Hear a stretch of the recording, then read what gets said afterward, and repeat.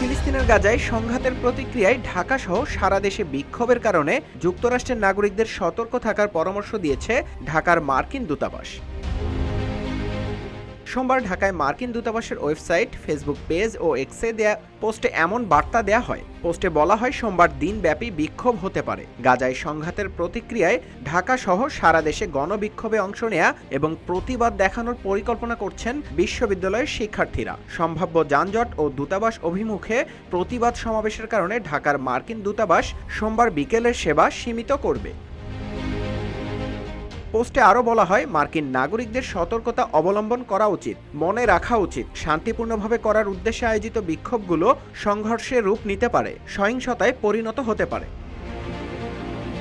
পোস্টে বলা হয়, মার্কিন নাগরিকদের বিক্ষোভ এড়িয়ে চলা উচিত। যে কোনো বড় সমাবেশের আশেপাশে সতর্কতা অবলম্বন করা উচিত। সতর্কবার্তায় মার্কিন নাগরিকদের পরামর্শ দিয়ে বলা হয়, ব্যক্তিগত নিরাপত্তা পরিকল্পনা পর্যালোচনা করুন, স্থানীয় ঘটনাবলী সহ আশেপাশের পরিবেশ সম্পর্কে সচেতন থাকুন, হালনাগাদ তথ্যের জন্য স্থানীয় সংবাদ মাধ্যমগুলো পর্যবেক্ষণ করুন।